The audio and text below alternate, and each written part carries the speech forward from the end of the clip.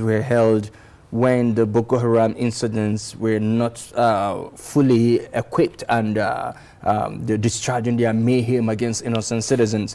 But now that a lot of people have fallen victims and the families have been displaced, of course, there are people from some quarters who say they will never come to the polling unit to vote any candidate. Now, with this vexation, you know, the side of many people, particularly the youth who have fallen victims, you know, of the incidents.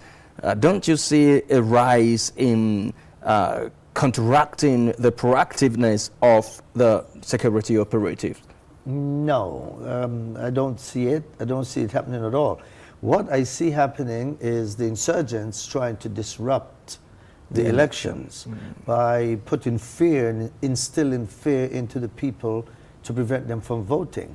So having known that, and if the security forces know that, and everybody knows that, if you know that, then you can prevent things from taking place, because you can put all of the engines in place to prevent any kind of mayhem at the polls and to give the people the confidence that they can go and vote freely. But I will say though, that between now and the elections, and even after, but between now and the 14th, I'm almost certain that there's going to be an upswing in activities by the Boko Haram and other groups. It is not just Boko Haram, by the way. You have political groups who will create mayhem and chaos and confusion just to blame it on Boko Haram. Then you have your criminal enterprise who they just want to do it for their own personal gain, so that people can blame it on the Boko Haram group. So there's a lot of activities that are going to be taking place just to disrupt and cause confusion to the people. The local people, I feel sorry for the ones who are displaced, because they have lost their right to vote. I shouldn't say lost. They have not been given the opportunity to vote. And don't forget, they have harbored vexation in them with what has befallen them. And they should be angry, they should be vexed, because we knew, well, not we, but the INEC and the government and everybody else knew all along that these people left their places. They are in IDP camps in different places. This kind of situation calls for people going out to the camps and giving people their cards and giving them the right to vote and making it easy for them. You know, I was stationed and living in Japan and different parts of the world. Whenever there's elections in the United States, I had a chance to vote. You can do the same thing here. This is old stuff. This is stuff that's been going on for 20 years. So are you saying that if those displaced persons are not given the chance to vote, it can also aggravate their anger? Well, it can create some tension. Maybe not just theirs. Maybe the politicians who lost could say, look, had you given my people the opportunity to vote, I would have won. And I need a recount, or I need a re-election. I need, let's have it. I'm not accepting this, and then they may take it to the court, and the court have to rule on it, and have to make a determination. But it can create problems. You know, nothing has happened yet, because we haven't gotten to that day. But on that day, after the election ends and the results came out, why wouldn't I say I lost because 20,000 of my people were not able to vote? But don't you see this as a pointer to violence? It can lead to violence, of course. Because if you're unhappy, remember I said, politicians, it's adversarial. You know, it's like two men in a ring boxing with each other. Nobody want to lose. That's the truth. Right, and it's never a draw. There's never a draw. Somebody will win and somebody will lose. Usually when you lose, you think that you are aggrieved because you felt as if somebody cheated you, which the truth is a lot of cheating goes on. It's just that somebody is a better cheater than you.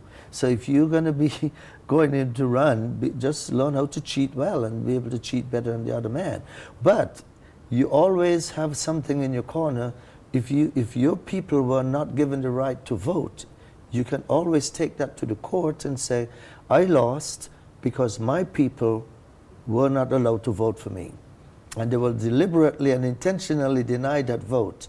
And so I need another opportunity at this. Well, don't you think that will also truncate the democracy and bring in everything back again to the onset? It will. Good point. The problem with the violence is we have to get the politicians to denounce violence. That's so right. even if you lose, you cannot go out there and ask your people to rise up and resort to violence and rioting. They have a responsibility to the country and to the whole world who is watching, that you lose or win, you will not anger and incite your people to violence.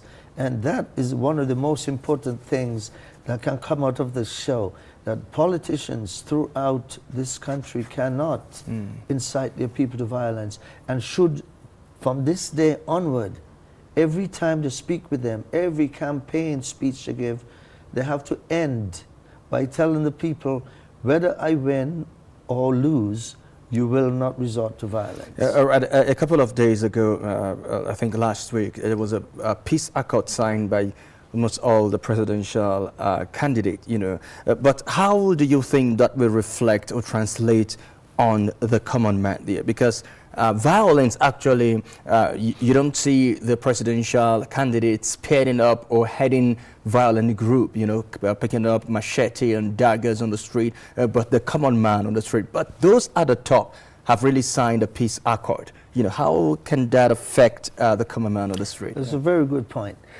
They can say anything they want to say, and they can sign any kind of accord. The guys at the top do not have to go out and tell people to go and pick up a machete and kill people. It's the followers on the bottom who will do it. The guys at the top don't have to say anything. You know, it's the people at the district heads, the people at the local level, who are the ones who, with a nod and a wink, will go out and incite their people to go and create violence and mayhem. And the guy at the top said, look, I didn't say anything. And he can go on radio or TV and say, look, I appeal for peace and calm. Let's stop this violence. But people on the ground, they know that it's a wink and a nod. They know that, you know, let's continue this. Well, so it's what's been happening for years. Yeah. So we want these people to actually believe that when you signed that treaty and you made that oath and agreement, that you really, really meant it. So are you saying that one of the factors that lead to violence is actually having a bad loser? It's always a bad loser, a sore loser, a bad loser. No one wants to lose, and no one ever accepts the fact that they lost. It's just one of those bad things, and it's perpetuated throughout Africa. You don't see it anywhere in Europe, you don't see it anywhere in North America. Why must it always be in Africa that African leaders will resort to violence so that they can get into the office? Now, let's look at this now, since you've limited it within the confines of the continent of Africa.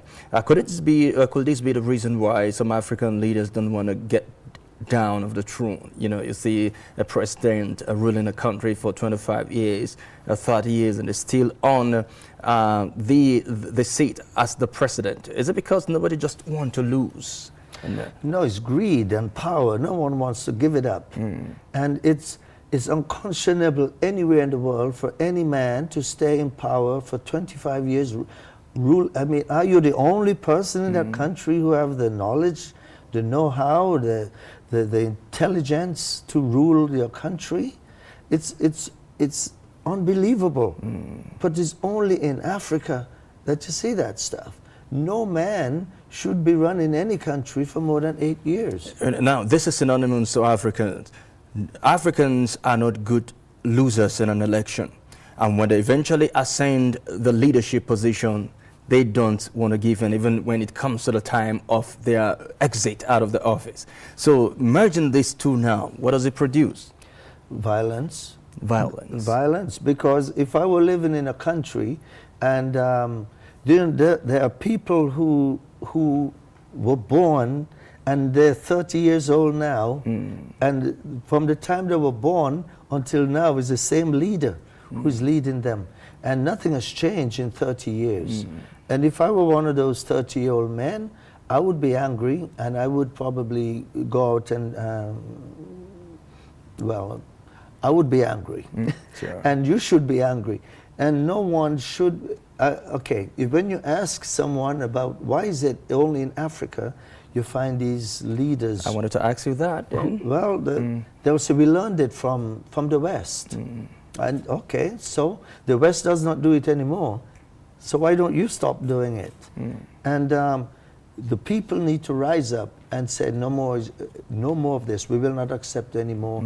There is no way that I can have anyone ruling me for 25, 30, 40 years. That's unacceptable. So let me read and coin it in one word. Greed is actually one of the factors that instill violence in elections. Well, greed, I will say, is a little bit more than greed. I would say it's power. Because even the rich people, you're a leader, you have money, all the money that you can have in the world. Some of these leaders are in their 80s and 90s. He's not going to outlive the money that he has accumulated over the years.